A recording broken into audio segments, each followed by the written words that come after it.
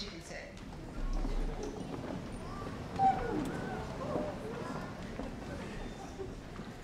Good afternoon. My name is Deborah Schwinn, and I am honored to serve as Dean of the University of Iowa Roy J. and Lucille A. Carver College of Medicine. And it is my pleasure to formally welcome the incoming class of 2019 and your families and friends, along with our faculty, staff, and students, to the 21st Annual White Coat Ceremony. I would like to recognize the deans, department chairs, and faculty who have joined us today. We are thankful for your support of the college. Here to help me today in this welcome are several of my esteemed colleagues. Starting from the very far right here on the stage is today's keynote speaker, Dr. Jess Fedorowicz, Associate Professor in the Department of Psychiatry.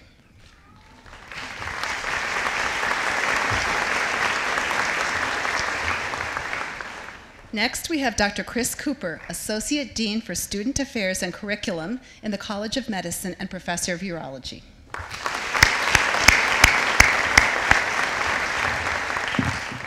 Next is Dr. John Hartman, a graduate of the Carver College of Medicine and general surgeon with the Davenport Surgical Group.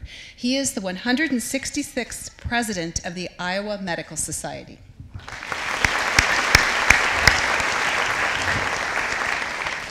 And finally, it is my great pleasure to introduce the University of Iowa interim president, Jean Robillard, who also serves as our vice president for medical affairs.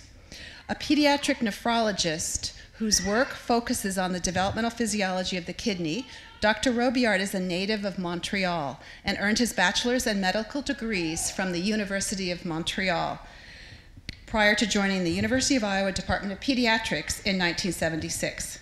He was named vice chair of the department in 1987, and prior to being named dean of the University of Iowa Carver College of Medicine in 2003, he served as chair and professor of pediatrics at the University of Michigan and physician-in-chief of the C.S. Mott Children's Hospital. In 2007, Dr. Robillard was appointed to the post of the University of Iowa Vice President for Medical Affairs, and more recently, on August 1st, 2015, he was named our interim president. Over the years, he has led the integration of the University of Iowa hospitals and clinics, the Carver College of Medicine, and the UI Physicians Group Practice into UI Healthcare, the state's only comprehensive academic medical center. A strong champion for collaborative research, he was instrumental in the development of the John and Mary Papajohn Biomedical Discovery Building, home to the Papajohn Biomedical Institute and the Fraternal Order of Eagles Diabetes Research Center, as well as other leading research programs that will shape the future of the University of Iowa and the Carver College of Medicine. Everyone, please join me in welcoming the University of Iowa Interim President, Dr. Jean Robillard.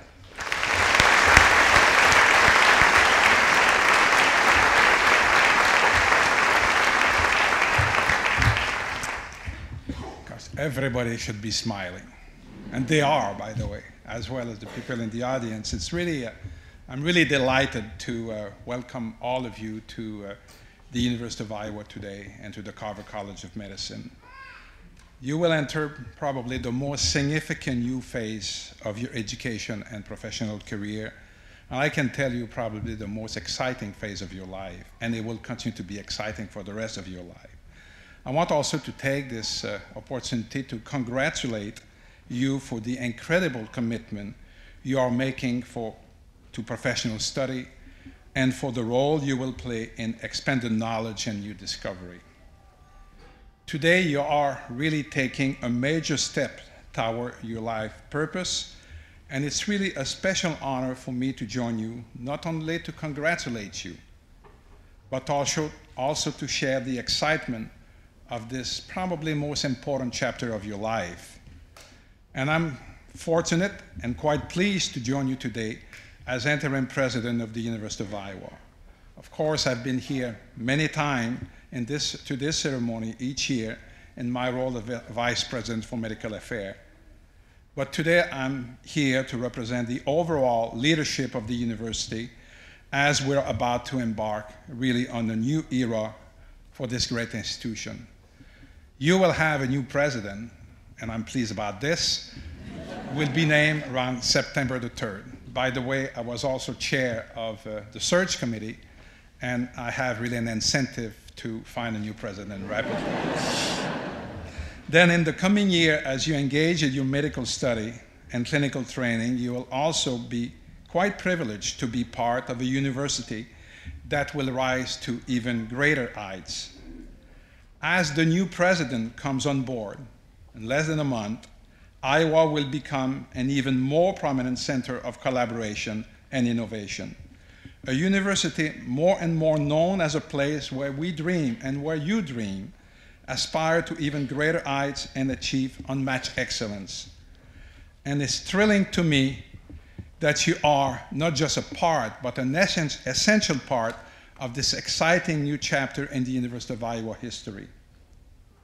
Healthcare and the health sciences are central to the University of Iowa identity, to the intellectual contribution that we make to the world, and to the applied service that we provide to our state and our nation. I welcome you to this great tradition, and I urge you to be part of the fantastic changes coming to the university during the time you are with us. Now, in the coming years, you will expand your knowledge and broaden your perspective in amazing new ways.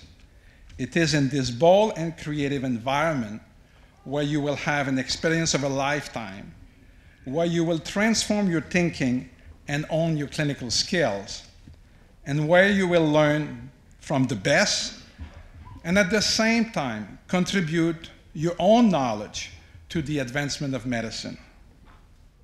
This indeed, without a doubt, will be a life-changing time for you as well as for the people you will serve in the future. And before I leave you, I also want to extend a special greeting and many thanks to all the family and friends who are here with you today. I know as medical students, you make enormous sacrifice during the last 16, 18 years of education you already have. But you cannot have achieved this dream that you have today without the support, encouragement, and sacrifice of all your loved ones. They are equally part of today's new beginning, and we are grateful for them. And I really want to say thank you to all of you.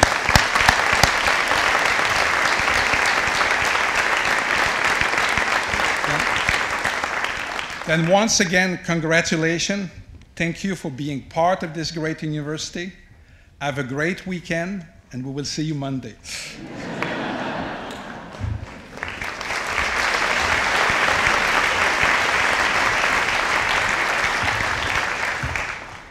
Thanks, Sean. Good afternoon. Now, we did this morning, remember? I said good morning, and you said, so, good afternoon. Good. It's great to be here and part of this occasion today, and I too appreciate all the family and friends and everyone who has not only supported the students in getting here, but in supporting them today as well. As Associate Dean for Student Affairs and Curriculum, it's my job to help select the students who will attend the college, and I can say without reservation that this incoming class is truly an exceptional group. I also oversee the education that you will receive here, and am a graduate of this school, so I can confirm from both perspectives that this is a great school with excellent educational opportunities for your growth, both inside and outside of the classroom. Our faculty and staff really care about your experience here, and there is an unparalleled spirit of collaboration among students as well as the faculty. Well, with the exception of Peter Denson, but because he made fun of my hair yesterday, or my lack of hair. Now I'm self-conscious. I thought about wearing a hat today for this. But... Hi, Peter. I know that as the college's newest students, you're going to strengthen and carry on the tradition here and wherever you go. One of those great faculty is our keynote speaker today. Dr. Jess Fedorowicz is the Associate Professor of Psychiatry and Internal Medicine in the Carver College of Medicine, as well as an Associate Professor of Epidemiology in the College of Public Health. Dr. Fedorowicz earned his medical degree with honors in research from the Medical College of Wisconsin. He completed an internship at St. Luke's Hospital in Milwaukee, followed by his psychiatry residency at the Johns Hopkins Hospital, where he served as chief resident. He came to the University of Iowa 10 years ago to pursue a fellowship in the clinical neurobiology of the major psychoses, along with an MS in clinical investigation, which he completed concurrently. He also holds a PhD in translational biomedicine from Iowa. He is clearly an overachiever. His research focuses on the primary causes of excess mortality and bipolar disorder. Dr. Fedorowicz serves as Associate Clerkship Director and Director of Psychiatry Electives, and he has been selected by students for numerous teaching awards. Dr. Fedorowicz, we are honored to have you here for the 21st Annual White Coat Ceremony. Ladies and gentlemen, it's my great pleasure to introduce Dr. Jess Fedorowicz.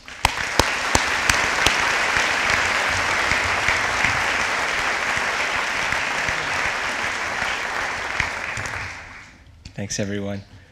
In an earnest welcome to the medical community, and I'm glad to see this feels so much like a welcome, and I hope it does, because it is. You're about to don these coats of the broad cloth that we affectionately, but not so creatively, call white coats. You're about to begin your medical school training, Monday, in fact, very soon. The training is rigorous, and when you conclude, you and your families will be proud that you've earned an MD, signifying your ability to assess and treat those afflicted with the conditions that you're about to embark on the study of, conditions which cause great suffering for humanity. I'm here to tell you today that you do not need to wait. You are now vested as a member of the medical community. Wearing the white coat, you will be perceived by patients to possess, and as I will argue, rightly so, the power to heal.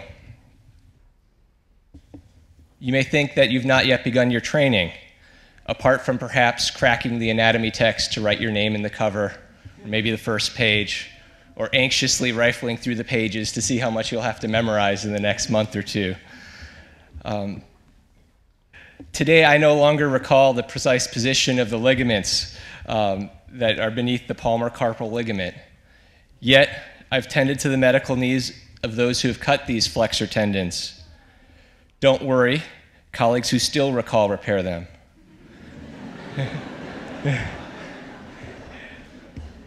And don't worry, you needn't remember it all forever. You will remember most of what you need and forget even more, but know where to find it. In our humanity, we forget. But uniquely through our humanity, we can also heal. Yes, we can heal. First person plural, for those of you that recall from grammar school. This includes you, seated before me. Who me, the uncertain might ask? Yes, you, and the overconfident too. I have assembled a series of vignettes here to illustrate how not just medical knowledge and experience, but heart, sweat, and intellect, resources that this class has in spades, can be powerful. The students highlighted in these vignettes were all in your shoes not very long ago. 2 years ago, one of my patients who had been homeless for years was fortunate enough to have worked with medical student Megan Denning. This man had schizophrenia, alcohol dependence, and was recovering from bilateral amputations due to frostbite. Megan was appropriately concerned that he would do poorly, even die if he returned to the streets.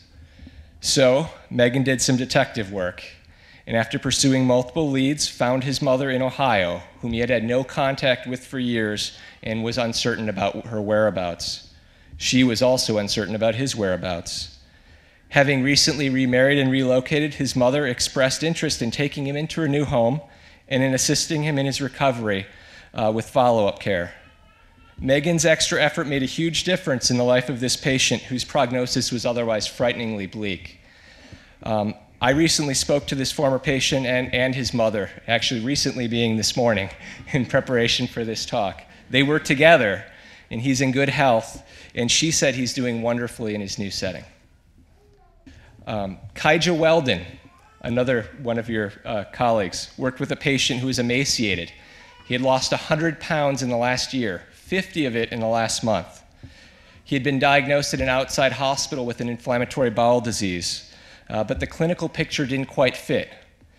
Kaija coordinated receipts of the actual slides and blocks from the biopsy from that outside hospital, and our expert in GI pathology reviewed it.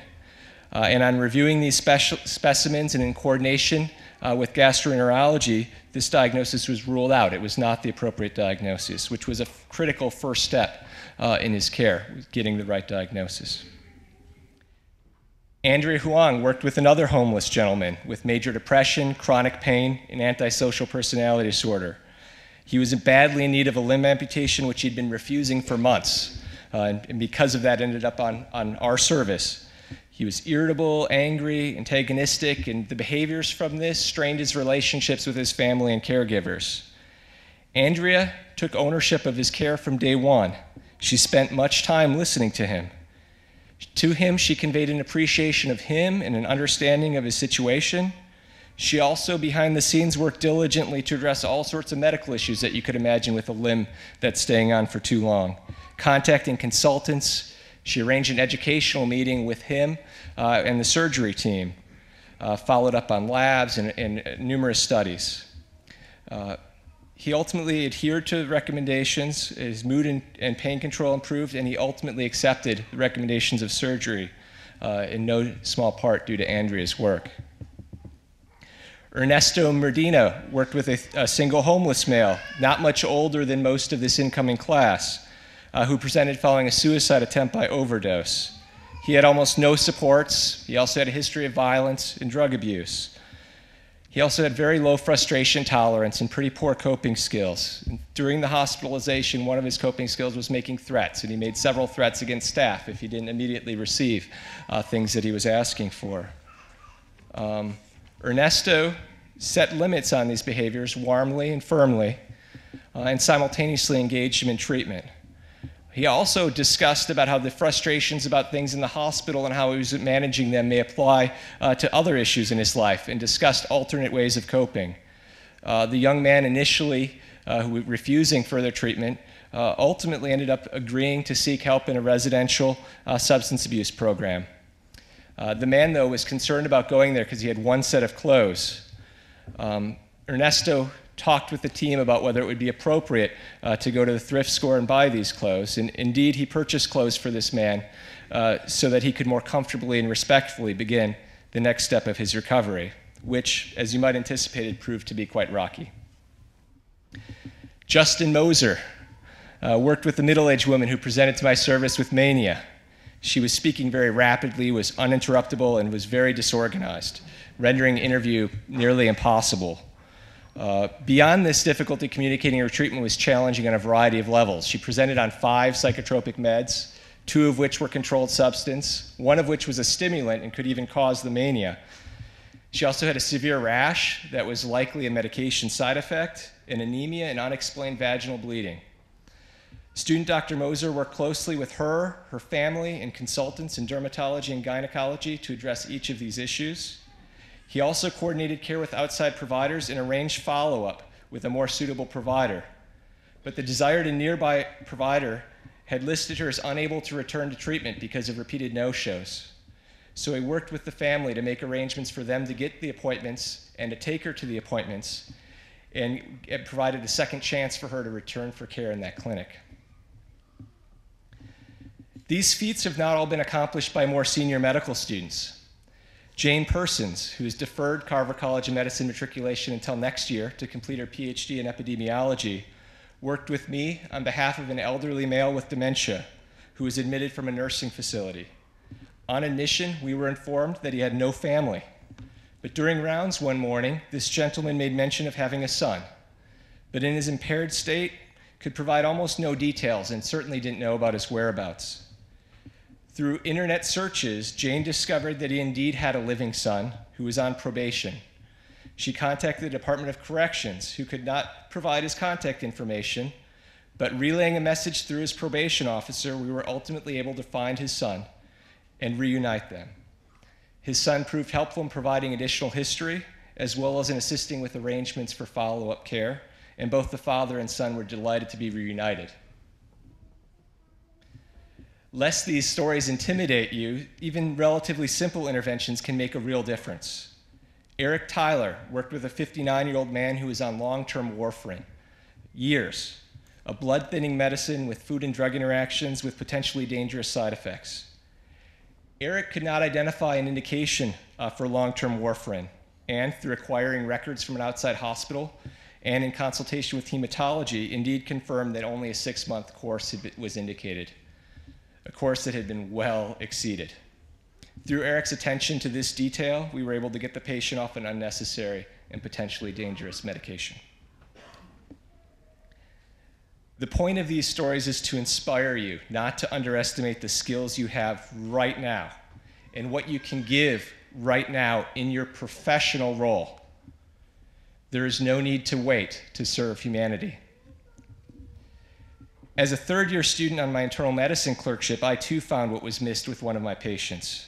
His fever of unknown origin was due to neuroleptic malignant syndrome, a potentially life-threatening reaction to antipsychotic medications. This diagnosis was briefly adopted by the team, but unfortunately, antipsychotics were later resumed for agitation, and the patient died. This case still haunts me. Before even becoming staff, I learned to listen to my students. I also decided to pursue a career in psychiatry with a broad interest in the psychiatric and other medical care provided to my patients. Perhaps this is no accident. Most of you likely have no idea what specialty you will enter. This is fine, perhaps desirable. Some of you with an idea will soon enough change direction. This is fine too. A few who have decided will persist straight ahead, even wondering, why do I have to study this to become an ophthalmologist or a dermatologist? The broad cloth is a symbol of that which binds us across disciplines and across practice settings. The broad cloth is a reminder that we are first and foremost physicians with the moral and fiduciary responsibility that carries. Seize these days at the Carver College of Medicine to build your skills, to expand your knowledge, and to nurture through experience your clinical acumen. But please, do not wait until your degree to utilize your current abilities. Your ability to listen, your ability to comfort, and even your ability to diagnose, treat, and heal. Thank you.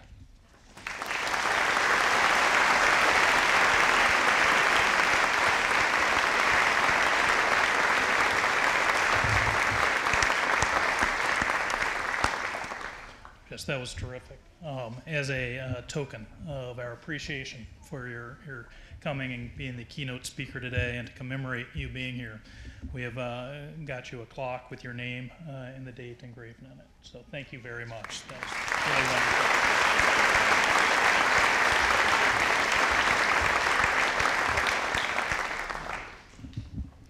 Now let's turn our attention to the white coat, which we'll place on each student as a symbol of joining the medical profession. The white coat is a powerful symbol, a form of nonverbal communication to both the physician wearing the coat and to society at large. The way physicians dress has been an important part of the profession since ancient times. In fact, Hippocrates advised doctors on how they should dress, saying, quote, "The healer's uniform should imply a professional interest and interaction. It must convey to even the most anxious patient or physician a seriousness of purpose that helps provide reassurance and confidence that medical concerns will be dealt with competently and conscientiously," end quote. Thus, the white coat supports your transformation into physicians. It is a cloak of compassion and dedication toward your fellow human beings.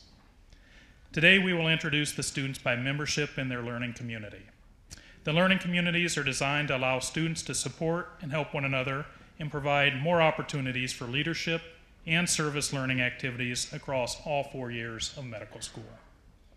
The communities also help strengthen relationships between students and faculty, student affairs staff, and individuals in the local community. Each medical student has been randomly assigned to one of the 4 learning communities. The faculty directors of each community will now introduce their students for the presentation of the white coats. We will begin with Dr. Peter Denson, who will represent the Bean community.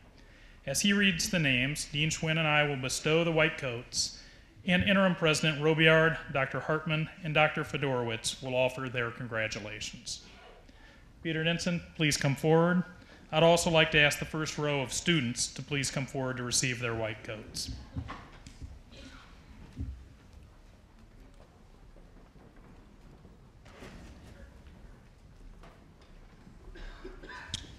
I'm Peter Denson. I'm an internist in the Department of Internal Medicine here. I've been a faculty member for more than 30 years. And in that context, Chris, I think you should show me a little more respect. Particularly since I made a mistake in letting you get through medical school here. Unlike John Hartman, who was a graduate and has done a great job. I'm the faculty director for the Bean Learning Community. William Bennett Bean was a longtime faculty member here at the University of Iowa in the Carver College of Medicine, joining the faculty in 1948 and serving as the chairman of the Department of Medicine until 1970. And with that, I'd like to have our students come forward. First student, Eric Arneson.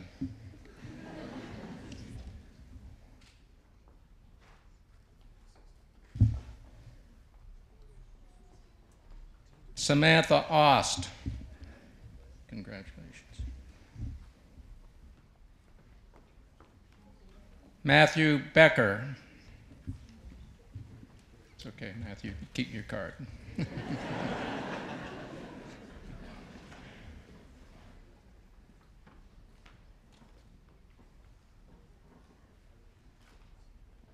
Michael Botke.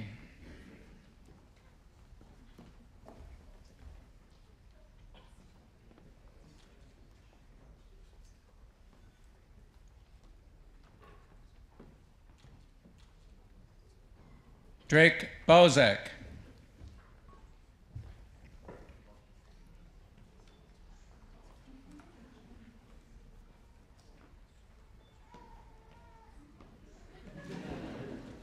Leo Brugman.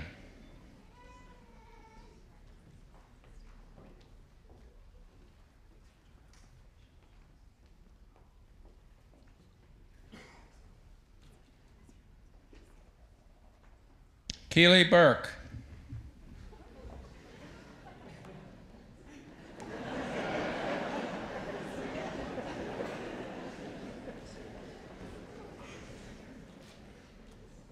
Alan Choi.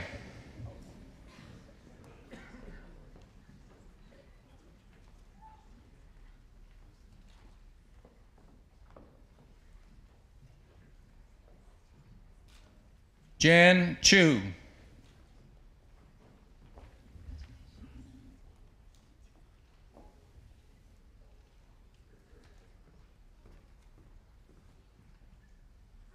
Cheyantin Deb.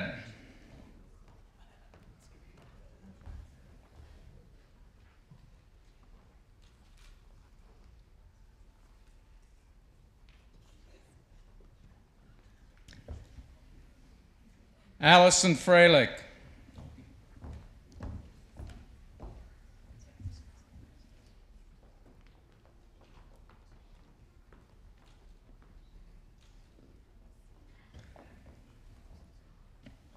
Keller Grotto.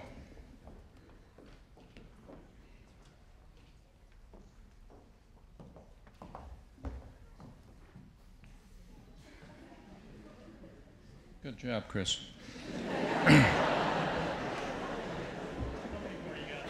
Plenty. Andrew Holt.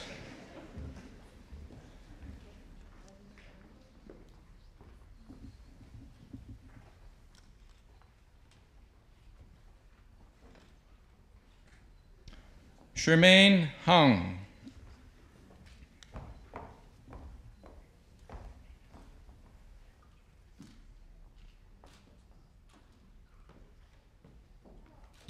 Levi Kellogg.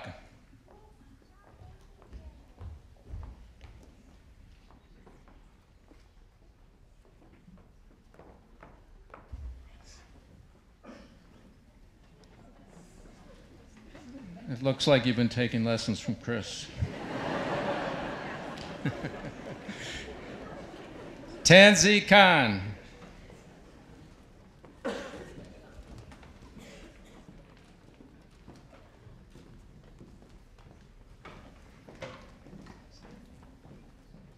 Lei Logaidi.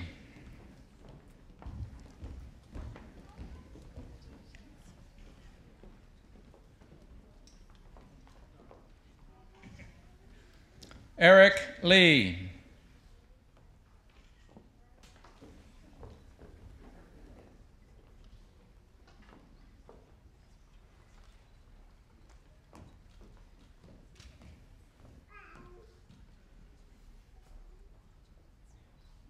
Michael Maida.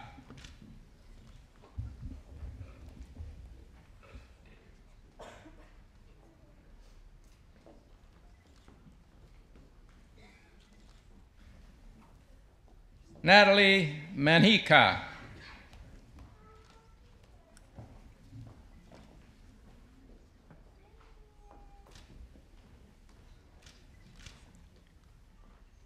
Rosalind Marar. Come on up here, Rosalind.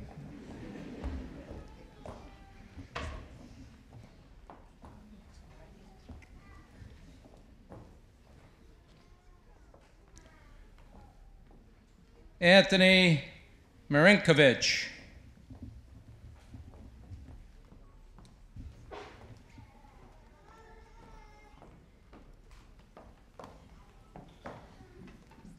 Corey McDonald.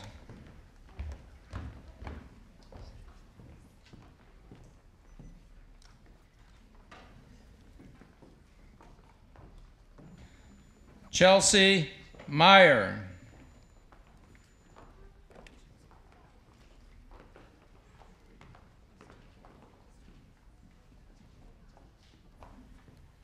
Aditi Patel.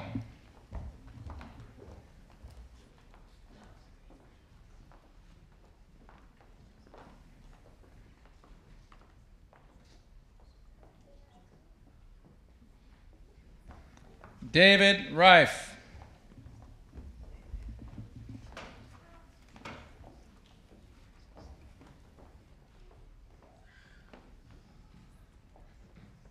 Anthony Rosenberg.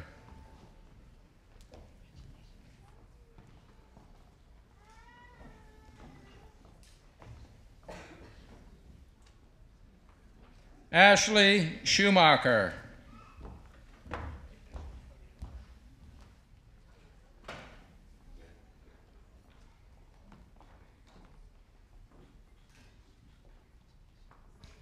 Peyton Strasser.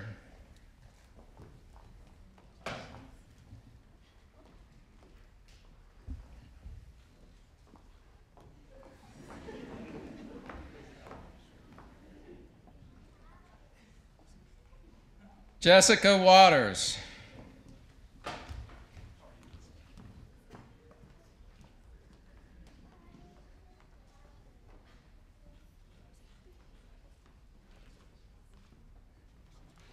Tiani Wei.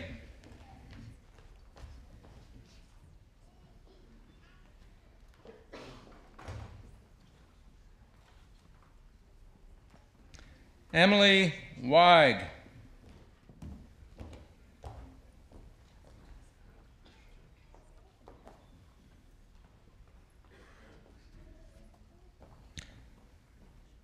Nicole Westergaard.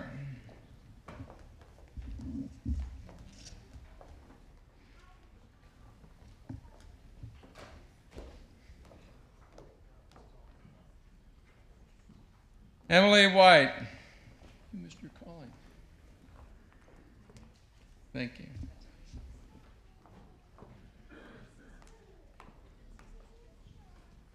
Faraz Zafar.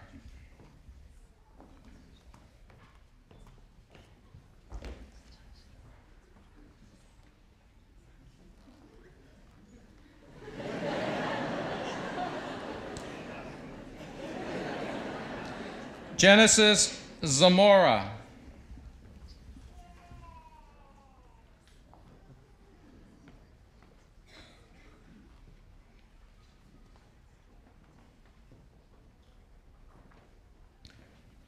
Xing Zan.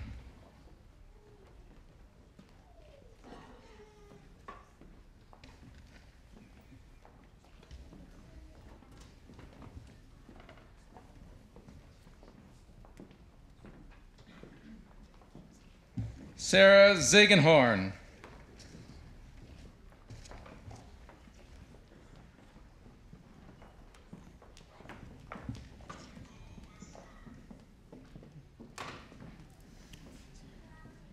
I'd now like to introduce Katie Iverson, the faculty director for the Bulwer community.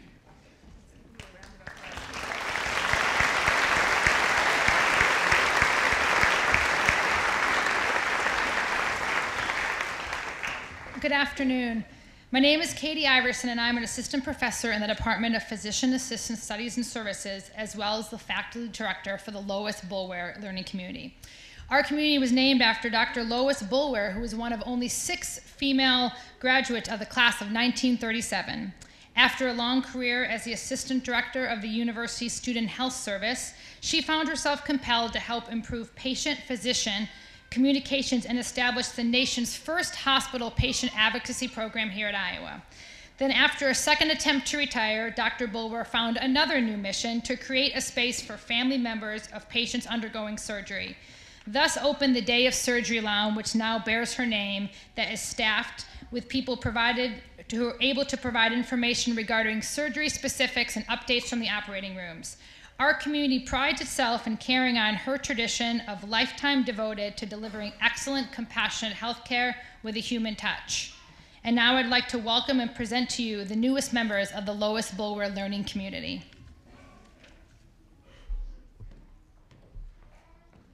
Irfan Bhatti.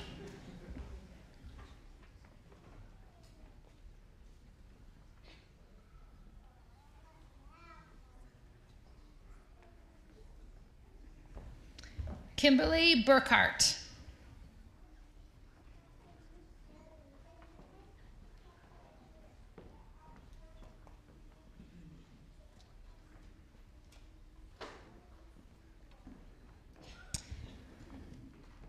Elliot Burkhard.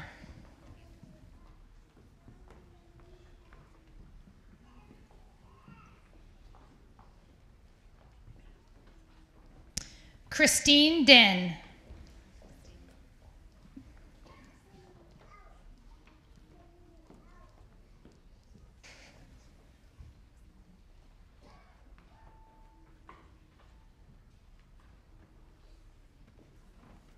Michaela Frazee.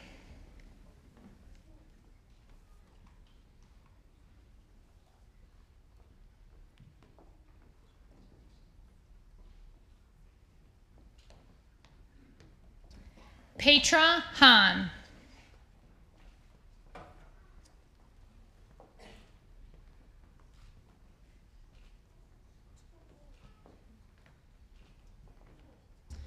Jonathan Heisman.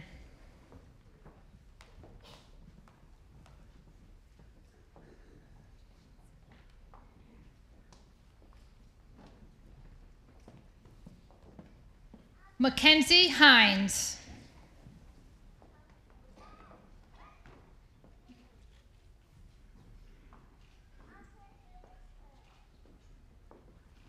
Ty Holland.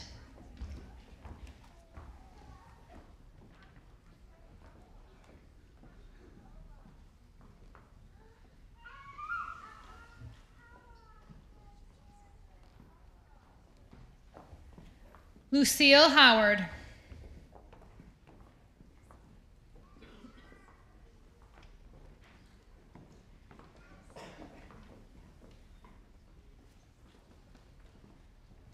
Cameron Jones. Do you want me You're allowed to clap and applaud for your loved one if you'd like, says Dr. Cooper.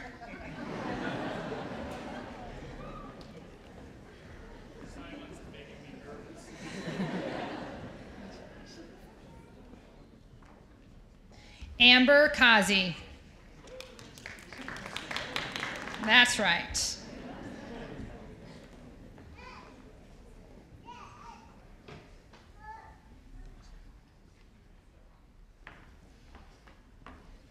Amy Kyrlaber.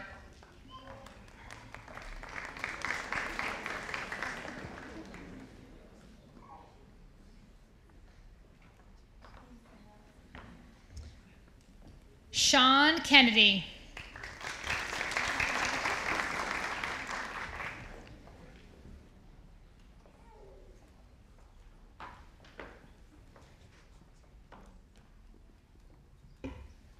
Urthaza Khalid.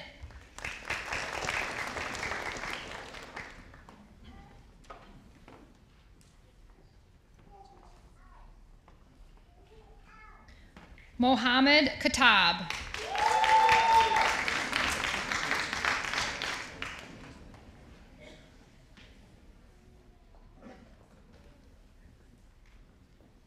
Clayton Long.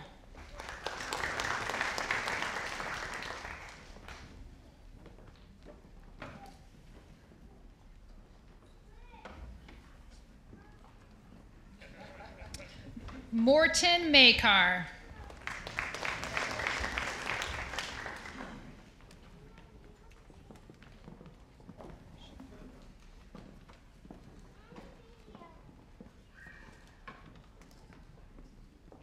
Nayasha Madhan.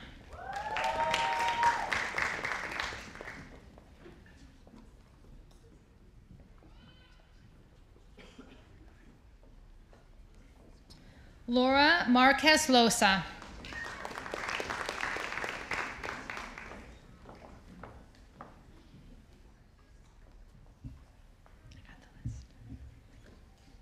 Zachary Mayo.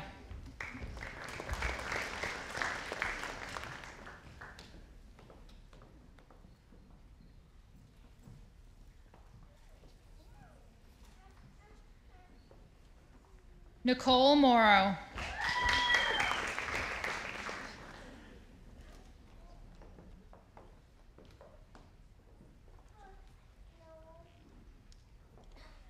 Mark Mubarak.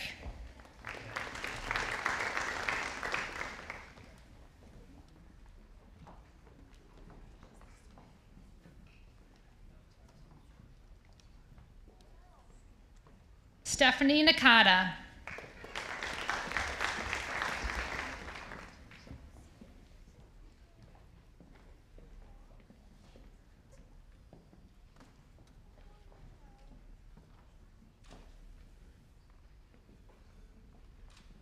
Trisha Nelson.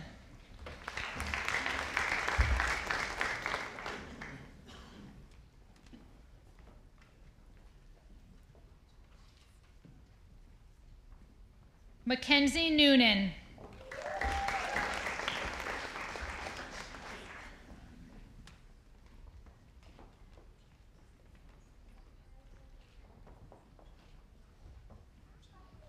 Andrew Peter.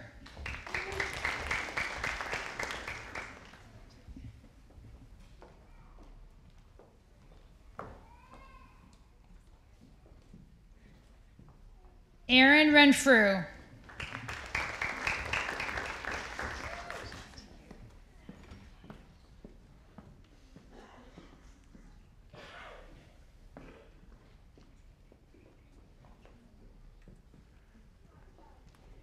Connor Richardson.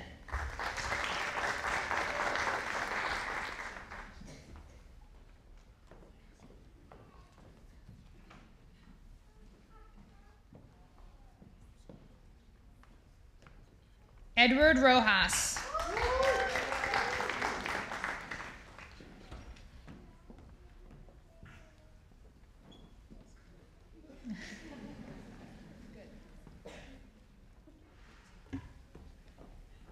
Rachel Senkel.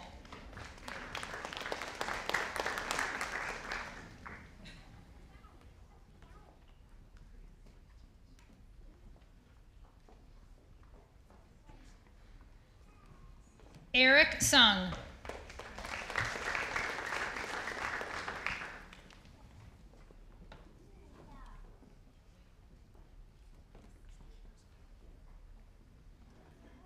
Brian Tong.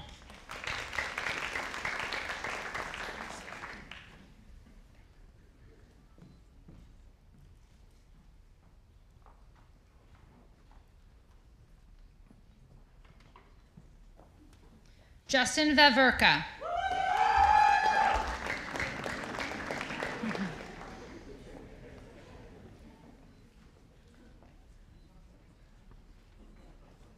Clayton Walker.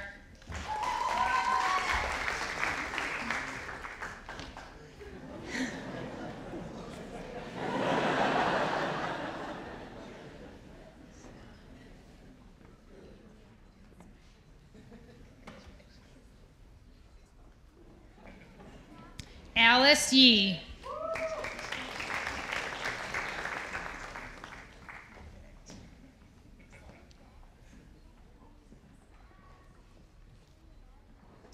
Grant Young.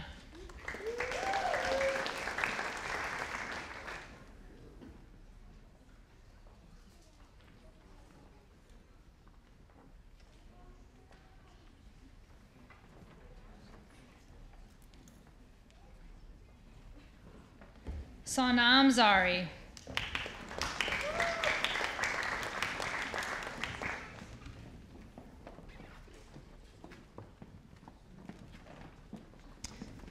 Vivian Zhu.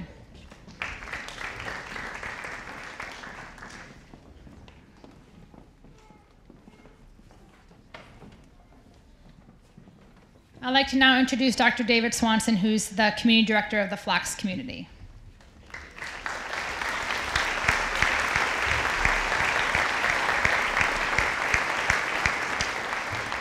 Good afternoon. I'm assistant professor in anesthesiology. I'm going to talk a little bit about Reuben Fox. He was an incredibly dedicated physician. He graduated from Johns Hopkins in 1930. In 1931, he moved into the 5th Tower residence quarters here at the University Hospitals to begin his urology residency. So just as Dr. Fedorowicz said, not to intimidate you, but that's what people did. They lived in the hospital during residency. By one report, he continued to live in the residence quarters until the 1950s. A friend of mine was a medical student in the 70s while Fox was still practicing and thought Fox slept in his office or somewhere in the hospital still at that point. Reuben Fox became the urology department chair in 1949 and held that position for a quarter century. His work ethic is legendary, with advice to residents behind in their duties. If you can't get all your work done in 24 hours, then you'll have to work nights. He never married and led a very simple life in material terms. His entire adult life was totally dedicated to medical learning, then teaching and research to provide the best possible care to his patients and professional development of those under his leadership. And now for the Flock students.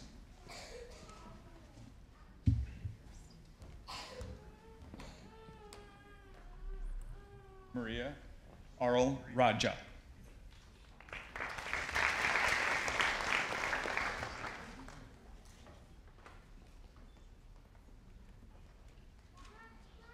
Luke Byerly.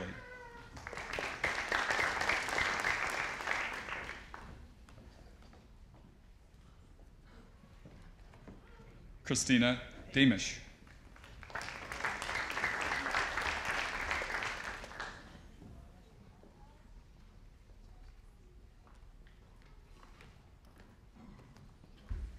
Lucy Evans.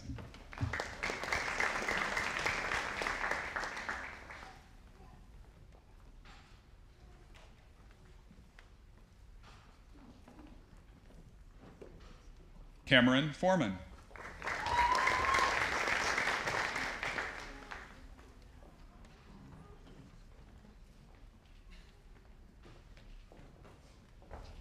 Noah Friedenlund.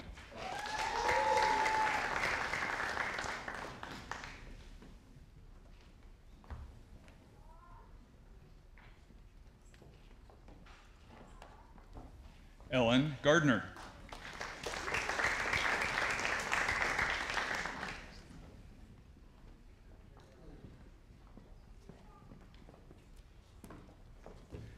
Jonathan Gilmore.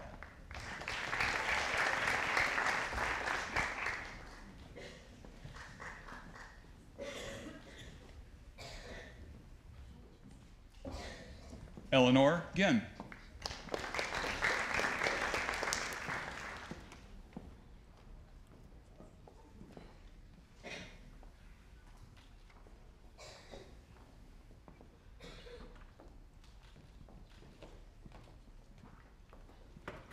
James Hall.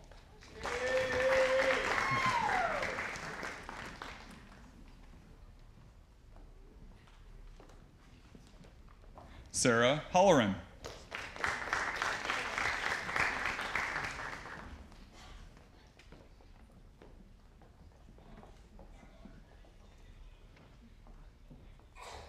Amy Hansen.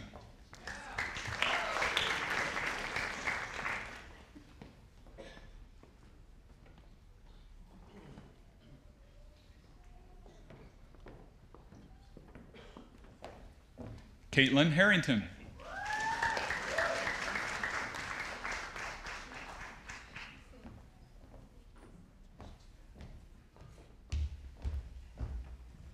Matthew Hartnett.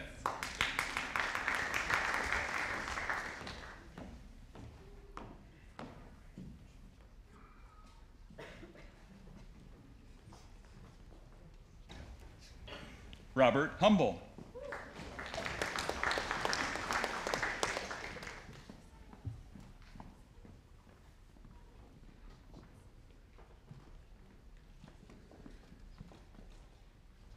Grace Lau.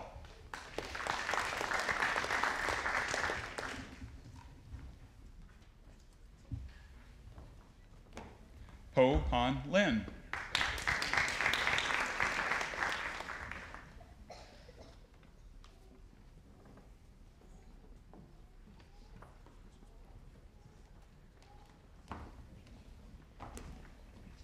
Christina Lisinski.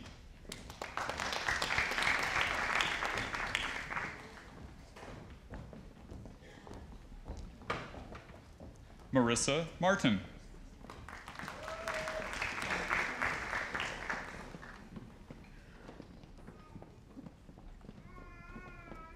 Hannah McAtee.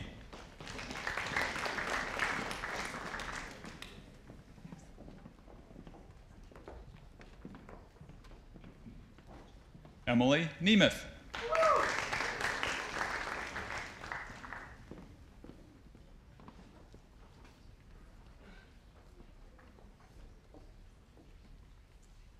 Jack O'Brien.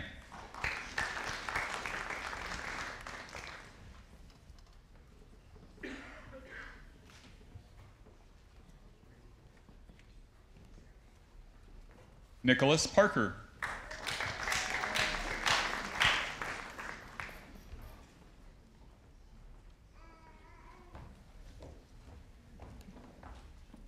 Cody Peterson.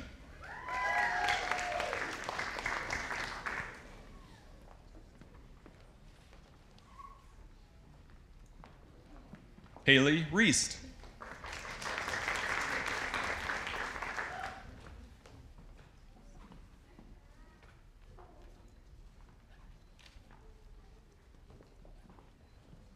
Julian Robles.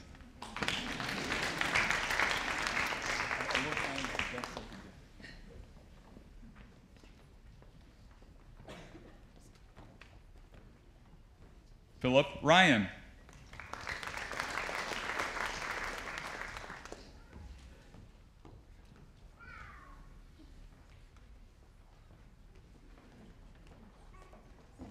Sarah Ryan.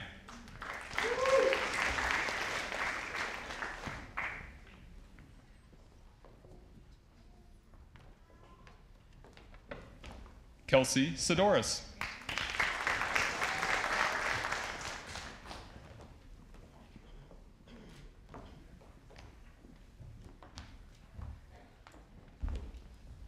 Eric Sweeney.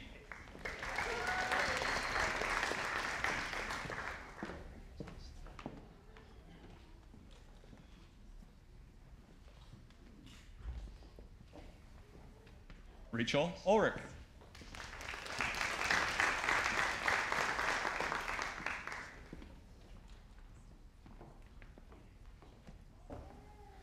Saravia Undurti.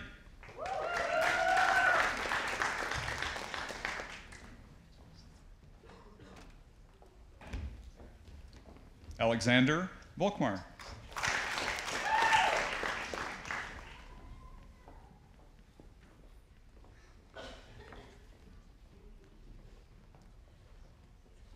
David Wong.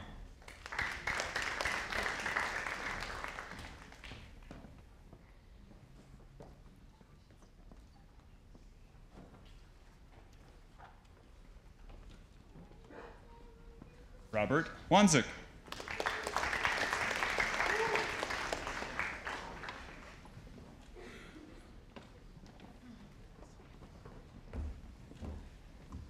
Zi Chuan Yen.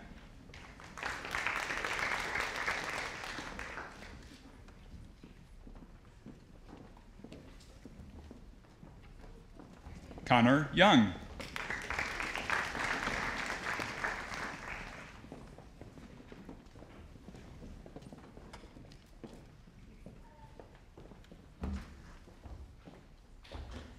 Elliot Zhao. It is now my pleasure to introduce Terry Thompson and the McCowan community.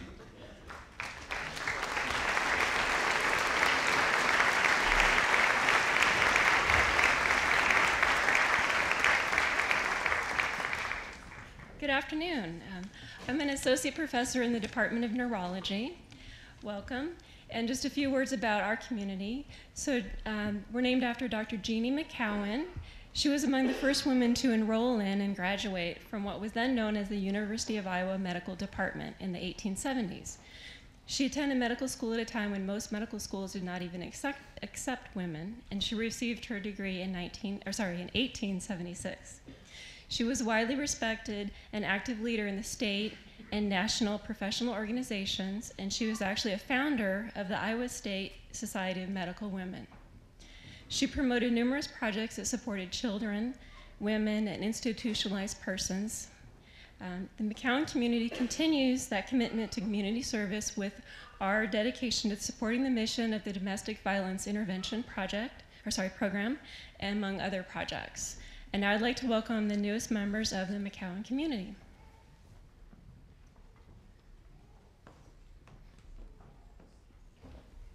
Stephanie Baldwin.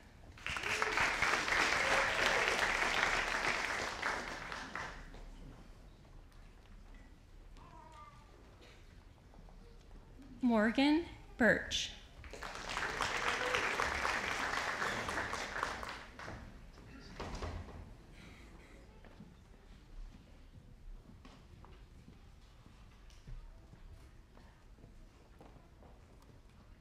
Morgan Bob.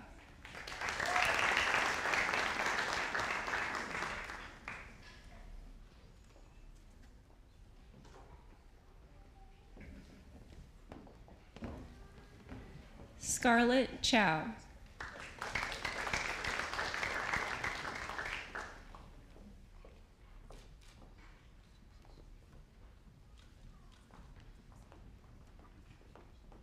Jonathan Cho.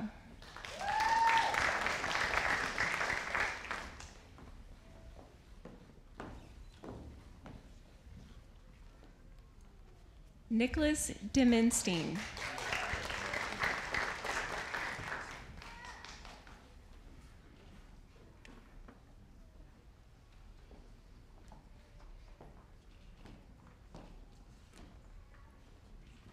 Abby Esker.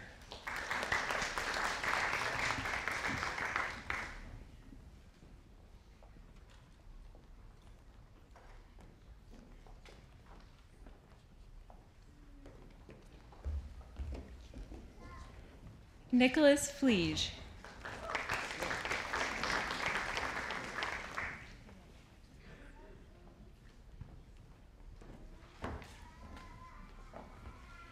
Sarah Floden.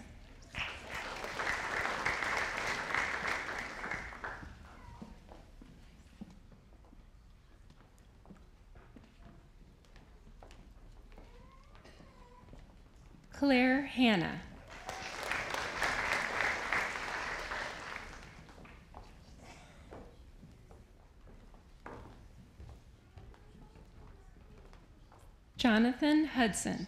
Joseph Hudson.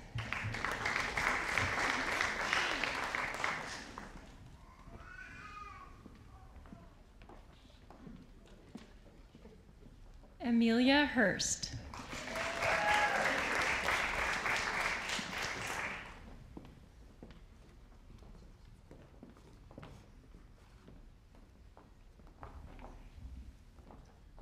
Catherine Kiefer.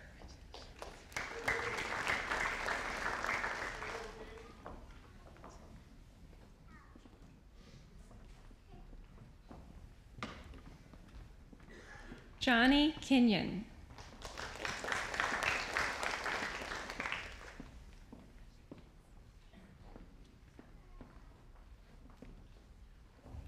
Gabe Lancaster.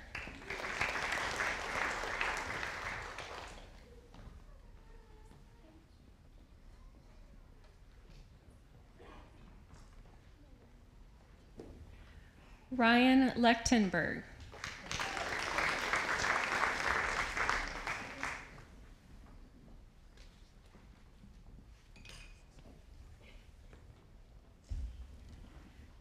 Mitchell Lefebvre.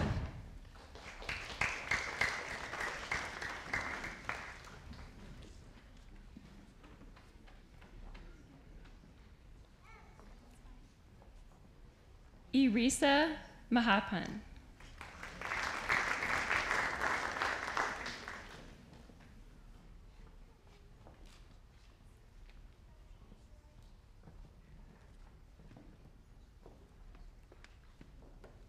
Sandhya Malani.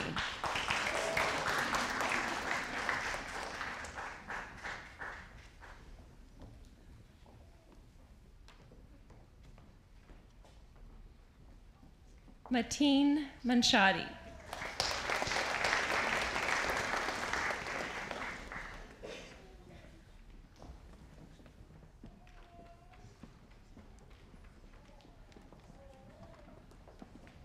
Nicole Manhika.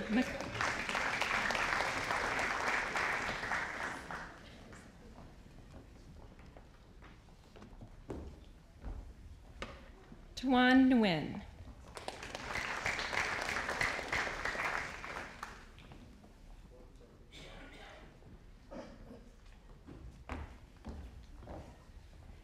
Lee Rettenmeyer.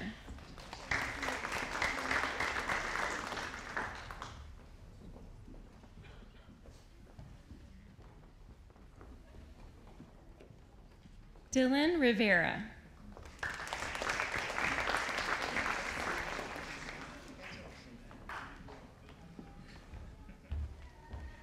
Douglas Russo.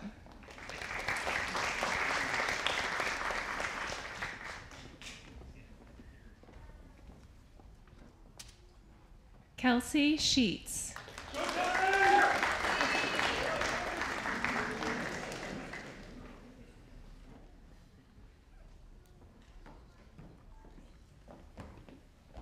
Allie Simpson.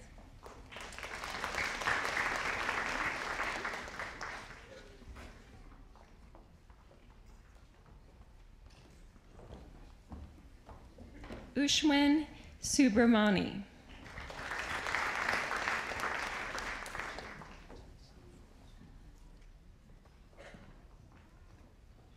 Chance Sullivan.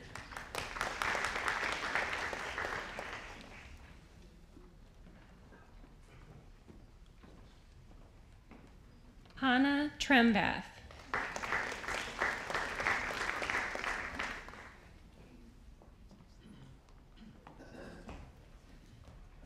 Hannah Trembath. Alexandria Timkowitz.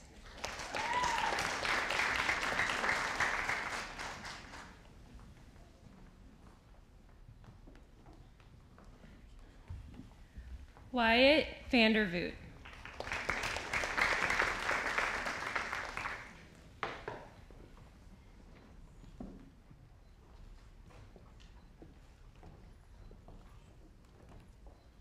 Cameron Wagner.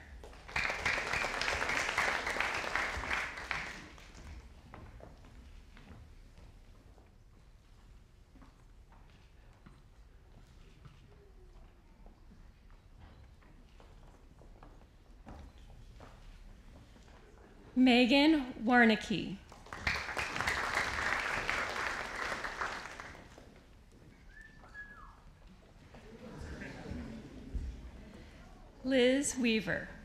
Lisa Weaver.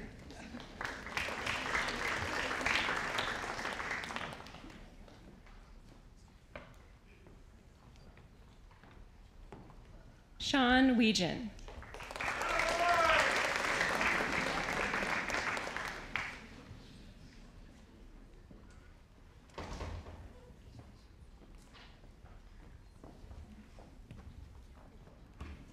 Nicholas Wilson.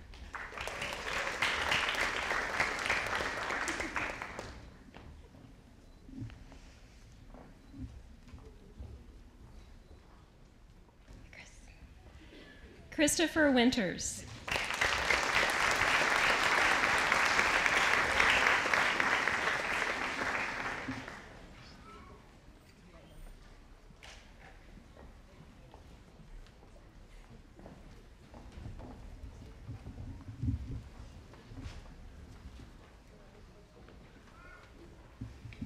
I've been told by Chris Cooper to make sure that every single student knows you look really cool.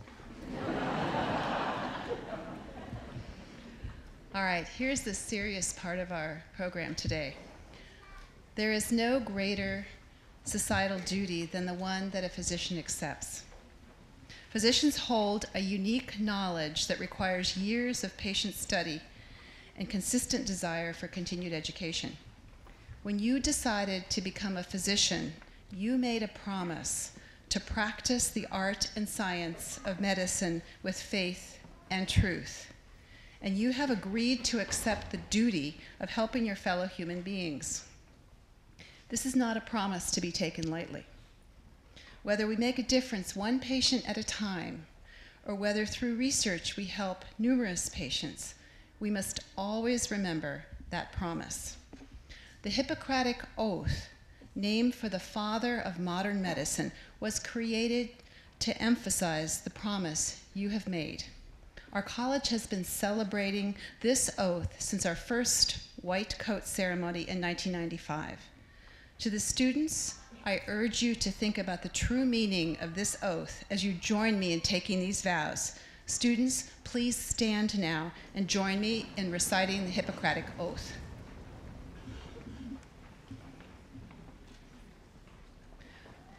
I do solemnly swear by that which I hold most sacred, that I will keep loyal to the profession of medicine and just and generous to all, that I will lead my life and practice my art in uprightness and honor, that into whatsoever house I enter, it shall be for the good of the sick to the utmost of my power. I, holding myself aloof from wrong, from corruption, and from the temptation of others to vice, that I will exercise my art solely for the cure of my patients, and will give no drug, perform no operation for a criminal purpose, even if solicited, and far less suggest such a thing. That whatsoever I shall see or hear of the lives of others, which is not fitting to be spoken, I will keep inviolably secret. These things I do promise in proportion as I am faithful to this, my oath. May happiness and good repute be ever mine. The opposite if I shall be forsworn. Students, please be seated. This concludes the formal portion of our ceremony. We ask our students to please gather on the steps of the old Capitol building outside for a class picture. Thank you very much, everyone, for joining us this afternoon.